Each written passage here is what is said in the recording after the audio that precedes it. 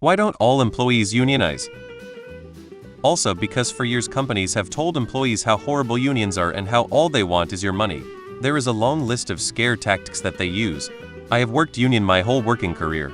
I make about 10-15 more HR than non-union people doing my job, plus health insurance including dental and eye, and a 401k and pension on top of what I make hourly. I work in an industry, sales, where my salary is driven by my effort. I'm all for unions if the people need to be collectively bargained for. Where I work, there are 6 people in my role. We are all highly paid for what we do. Most people don't understand what unions actually do. My union job was by far the worst job I've had in my life. Having initially struggled in my career, the set union path made it impossible for me to ever catch up to people more advanced in their careers no matter how hard I worked. So I moved to an industry where I get paid based on my own work rather than the median union member, and have nearly 3x my union pay in 5 years. I'll never join a union again. I've never had my hard work go more unrecognized. Unions aren't always better.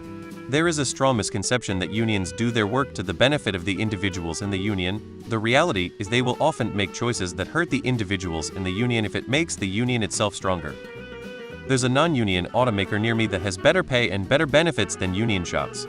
What would they gain paying union dues?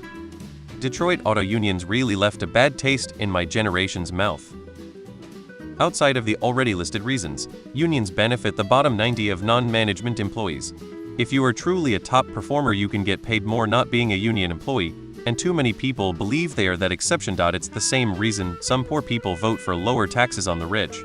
They believe someday it will be their turn, as they are bad at evaluating their situation.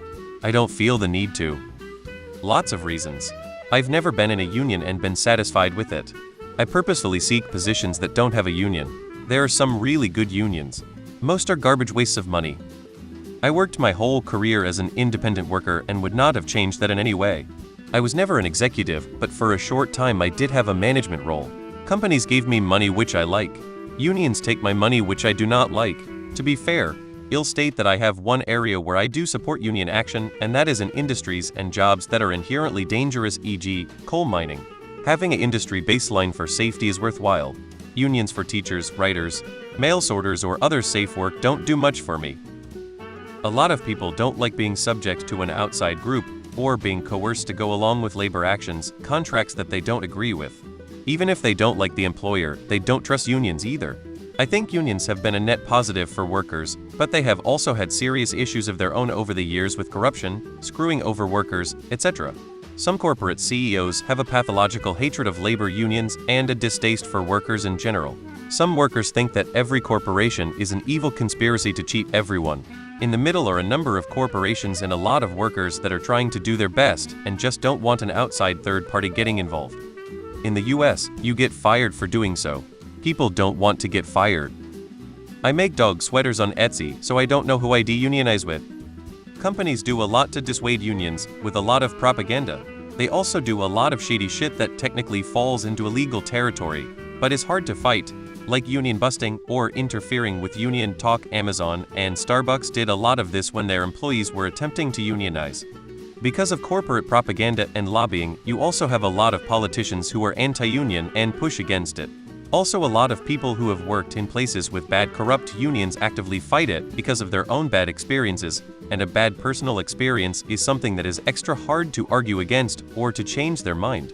Regardless, even with corrupt unions existing, a union is overall generally the best option, but it is going to always be an uphill battle in the US. My wife was in a teacher union and she felt the union actively worked to create ill will between admin and teachers and created a worse learning experience for the kids, so she quit the union. Because I don't want to.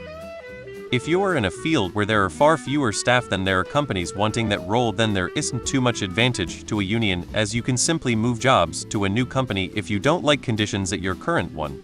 In economic terms, unions are a guard against the monopsony power of companies to set wages.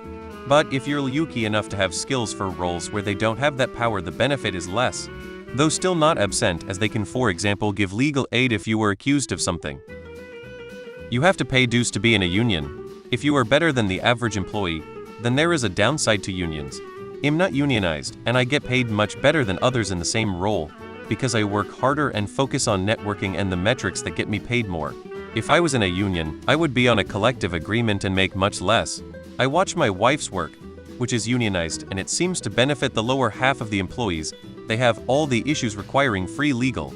They are the ones who wouldn't get pay rise if it wasn't collective. While she gets screwed as a high performer with no real rewards also, seems to be a USA thing where employees are dicks. Here in NZ, vast majority of employers are not dickheads, and you gave a level on government mandated protection, so union doesn't add a lot.